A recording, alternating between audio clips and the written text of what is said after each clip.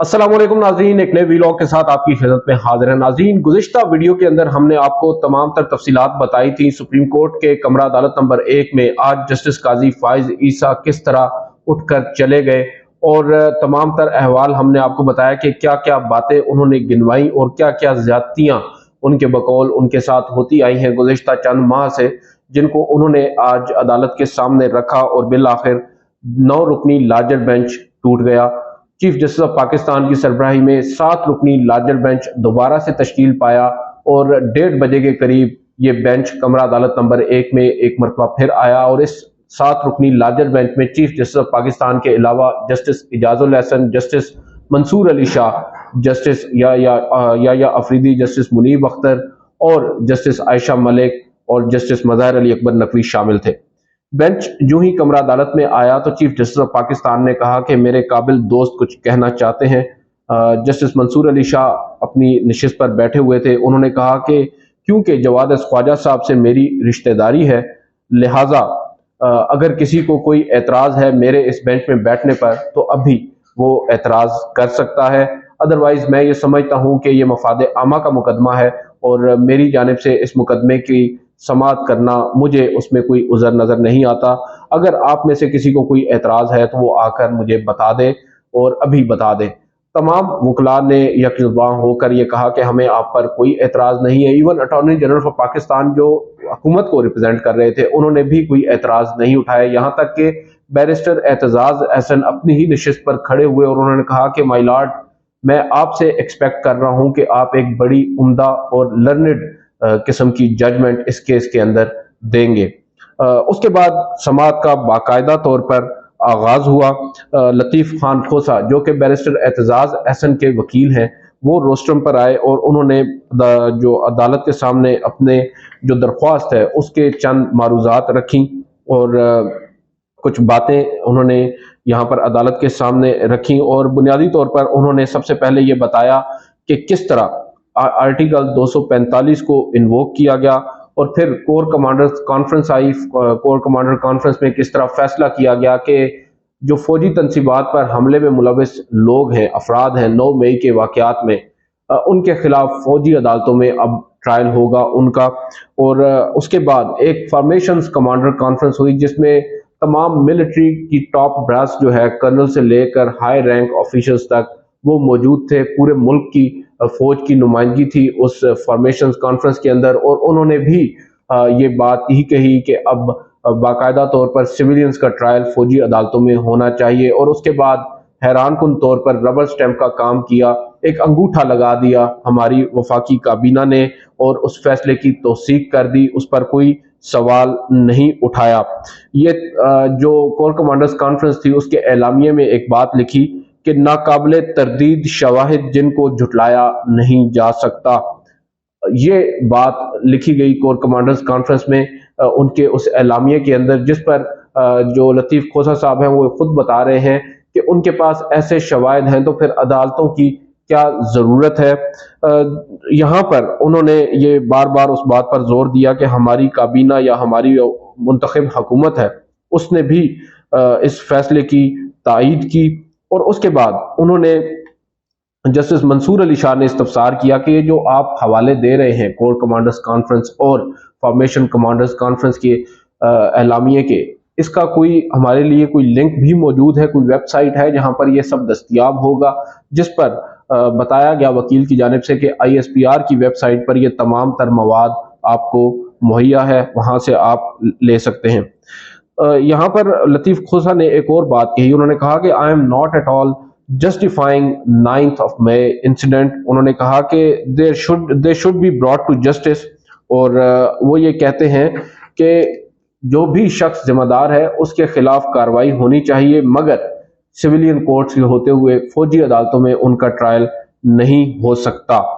और यहाँ पर बार बार जो मंसूर अली शाह थे वो बार बार इसरार कर रहे थे लतीफ़ खान खोसा से कि आप एक्चुअल जो कानून का मसला है, कानून का जो नुक्ता है उसकी तरफ आए।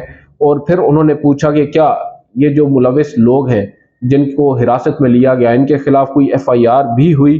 और उसके बाद जो लतीफ़ खोसा थे उन्होंने बताया कि 10 मई को FIR हुई اور اس میں جو FIR ہوئی ہے وہ آرمی ایکٹ کے تحت نہیں ہوئی، اور اس کے بعد انہوں نے یہاں پر یہ بتایا کہ تقریباً 10,000 لوگ جو ہیں اس وقت پابند سلاسل ہیں۔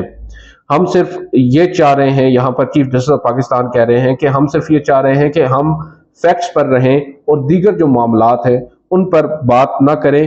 انہوں نے یہاں پر پھر ایک موقع کے اوپر جب جناح ہاؤس پر حملے کی بات کی تو ساتھ ہی مسکرا کر کہنے لگے کہ مجھے میرے کولیگز کہہ رہے ہیں کہ میرے کولیگز میری تصحیح کرتے ہوئے یہ کہہ رہے ہیں کہ وہ کور کمانڈرز ہاؤس ہے، جناح ہاؤس نہیں ہے۔ اور پھر انہوں نے کہا کہ مجھے بھی چند روز قبل ہی معلوم پڑا ہے کہ لاہور میں کوئی جناح ہاؤس بھی ہے۔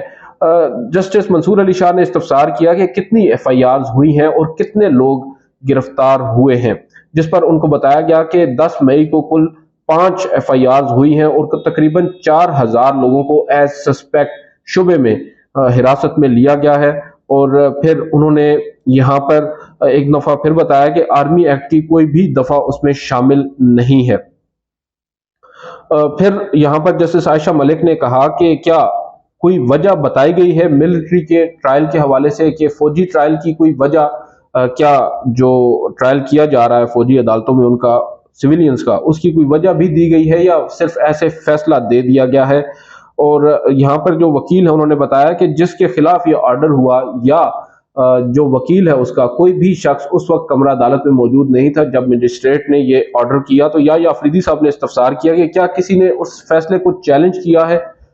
یہاں پر ان کا کہنے کا مطلب دراصل یہ تھا کہ جو اس وقت سول کورٹ سے معاملہ ملٹری کورٹ کو ٹرانسفر کیا گیا اس کے حوالے سے انہوں نے کہا کہ جو یہ فیصلہ تھا اس کو کسی نے چیلنج کیا اور کیا اس فیصلے کو چیلنج کیا بھی جا سکتا ہے۔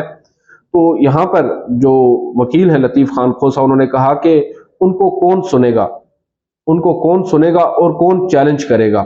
یہاں پر تو سپریم کورٹ کے آرڈرز کو کوئی نہیں مانتا، تو آپ کیا سمجھتے ہیں اس آرڈر کو کوئی مان لے گا؟ جسٹس عائشہ ملک نے کہا کہ آپ کو لگتا ہے کہ اس قانون کو چیلنج کیا جا سکتا ہے جس قانون کے تحت ان کو حوالے کیا گیا ہے؟ دراصل یہاں پر جو کمانڈر ہیں عرفان صاحب، انہوں نے ATC میں درخواست دی تھی اینٹی ٹیررسٹ کورٹ، جس میں انہوں نے عدالت سے یہ استدعا کی تھی کہ ان تمام تر ملزمان کو ہماری یعنی فوجی عدالت کے حوالے کیا جائے، اور جس کے بعد ان کو کر بھی دیا گیا تھا۔ یہاں پر جو جسٹس یحییٰ افریدی ہیں انہوں نے ان کو ایک شک 21D پڑھنے کا کہا، یہ ہے آرمی ایکٹ کی جس کو قانون اور آئین سے متصادم قرار دیا جا رہا ہے، اور جسٹس یحییٰ افریدی یہ کہتے ہیں کہ اس شک کو آپ پڑھیں گے تو تمام تر معاملہ وہاں سے آگے بڑھے گا۔ یہاں پر یہ بھی انہوں نے پوچھا کہ کتنے لوگوں کا نام کورٹ مارشل کے لیے بھیجا گیا ہے، اور وہ پھر جسٹس یحییٰ افریدی نے ان سے ایک اور بات کہی۔ انہوں نے کہا کہ سپریم کورٹ کے بھی کئی فیصلے موجود ہیں، جس پر ایک موقع کے اوپر انہوں نے کہا کہ جسٹس عظمت سعید شیخ کا جو فیصلہ تھا جس میں انہوں نے فوجی عدالتوں کو آپ کہہ سکتے ہیں کہ ان کے قیام کو درست قرار دیا تھا، وہ اکثریتی فیصلہ تھا، جبکہ 2 ججز کا فیصلہ اقلیتی تھا۔ یہاں پر وکیل نے کہا کہ کئی دفعہ اقلیتی ججز کا فیصلہ بھی بڑا معنی خیز ہوتا ہے، بڑا اہمیت کا حامل ہوتا ہے۔ میں یہاں پر جسٹس منصور علی شاہ کے اس نوٹ کی تعریف کروں گا جو انہوں نے جسٹس قاضی فائز عیسیٰ کے کیس میں دیا تھا، جس پر جسٹس منصور علی شاہ نے کہا کہ آپ میری تعریف بے شک کر لیں، مگر وہ ایک اختلافی نوٹ تھا۔ اور یہاں پر کمرہ عدالت میں ایک کہکا لگا، اور اس کے بعد جو سردار لطیف خان کھوسہ ہیں انہوں نے کہا ہے کہ نو ڈاؤٹ مائی لارڈ، آپ one of the best thinking ججز آف دا سپریم کورٹ ہیں، اور میں آپ کی تعریف ایسے ہی نہیں کر رہا۔ جس پر جسٹس عمر عطا بندیال نے کہا کہ آپ اب ہمیں شرمندہ نہ کریں، جس پر جسٹس منصور علی شاہ ہنس کر بولے کہ ہم تمام لوگ ہی تھنکنگ مائنڈز رکھتے ہیں، آپ معاملے کو آگے لے کر چلیں۔ جسٹس عائشہ ملک نے کہا کہ آفیشل سیکرٹ ایکٹ کے تحت درخواستوں پر سماعت صرف فوجی عدالتوں میں ہوگی، اور پھر انہوں نے یہاں پر پوچھا جسٹس منصور علی شاہ نے کہ پروسیکیوشن جو ہے وہ ٹرانسفر آف کیسز کو چیلنج بھی تو کر سکتی ہے۔ آئین کے جو شک ایک بتائی گئی یہاں پر وہ ہے 549 جس کے تحت ان لوگوں کو فوجی عدالتوں کے حوالے کیا گیا، اور یہاں پر یہ کہا گیا کہ اس شک کے مطابق جسٹس عائشہ ملک نے ایک موقع پر یہ بھی کہا کہ اس شک کے مطابق تو جو صرف فوجی افسران ہیں یا فوج سے متعلق جو لوگ ہیں ان کو ٹرانسفر کیا جا سکتا ہے۔ اور پھر جسٹس منیب اختر کی جانب سے ایک سوال کیا گیا کہ جو آفینسز ہیں انڈر سیکرٹ ایکٹ क्या वो भी ट्रायबल है अंडर 80A। और फिर उन्होंने यहाँ पर इस बात का हवाला जस्टिस मुनीब अख्तर ने भी दिया कि जिस शेख के सहारे से मुकदमात को सिविल अदालत से फौजी अदालत ट्रांसफर किया गया वो तो आर्म फोर्सेस से मुतालिक है। और फिर यहाँ पर जस्टिस याया अफरीदी ने भी जो 549 शेख है उसका हवाला दिया। और अब बुनियादी तौर पर असल मामला ये है कि अदालत टू सम एक्सटेंट इस बात पर तो हमें मुत्तफिक नजर आई है कि जो फौजी अदालतों में ट्रांसफर किए गए हैं केस, वो शायद अदालत भी उस बात पर मुत्तफिक है कि वो गलत है। मगर दूसरी जानिब जो आर्मी एक्ट की मुख्तलिफ सेक्शंस को या आर्टिकल्स को चैलेंज किया गया है या उनको आइन से मुतसादम करार दिया गया, अदालत उस पर नहीं आ रही। अदालत ये कह रही है कि आप उस मामले को फजूल में इसमें ड्रैग कर रहे हैं। दरअसल मामला तो सिविलियंस का फौजी अदालतों में ट्रायल का है।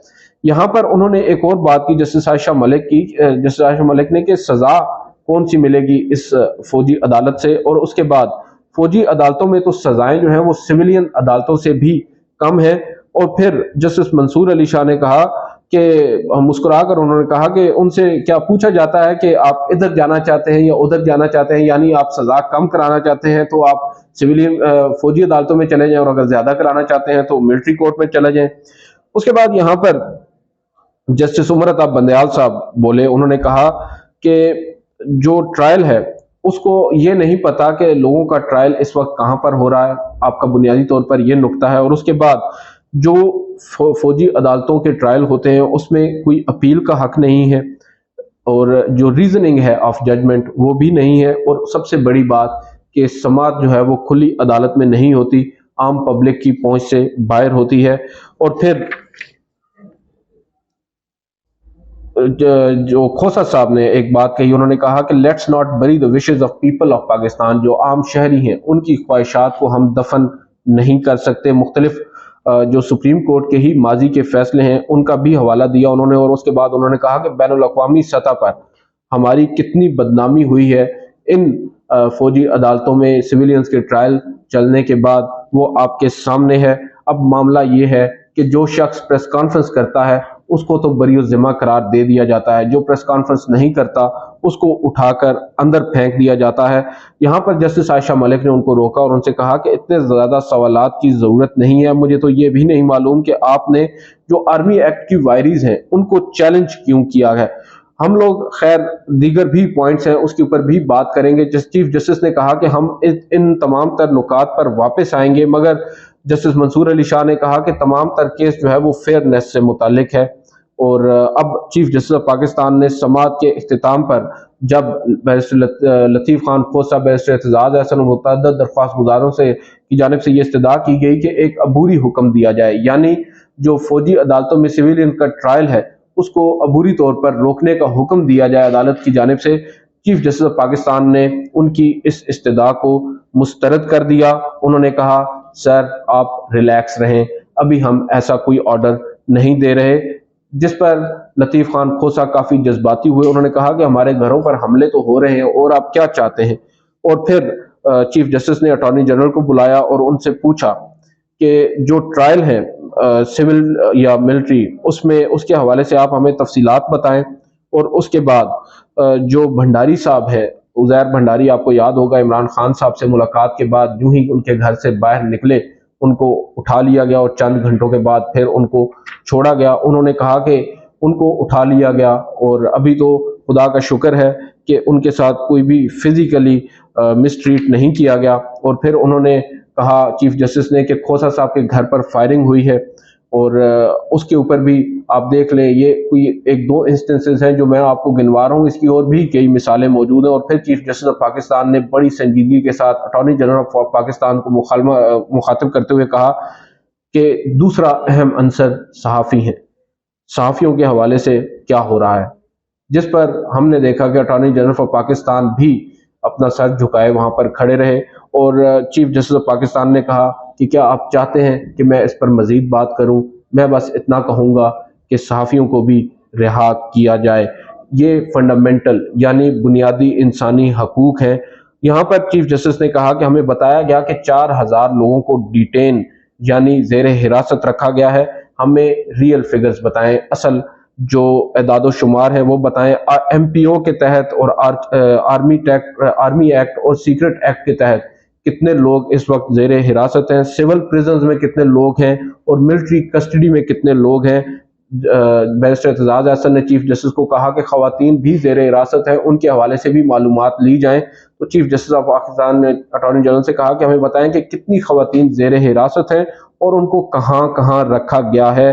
तमाम तर सोसाइटी, पूरा मुआशरा इस वक्त ट्रॉमाटाइज्ड है, जहनी दबाव का शिकार है। हमारे टेलीफोन टैप हो रहे हैं, हमारी जो मीटिंग्स हैं उनको उनकी सर्वेलेंस हो रही है, जो एक प्राइवेसी का मैटर है वो भी बहुत ज़्यादा अहम है। मगर इस वक्त हमारे सामने प्राइवेसी से ज़्यादा भी लिबर्टी का मामला है जिसके ऊपर हम बात कर रहे हैं। हम चाहते हैं कि आप ये तमाम तर मालूमात लेकर आएँ और हमें बताएं।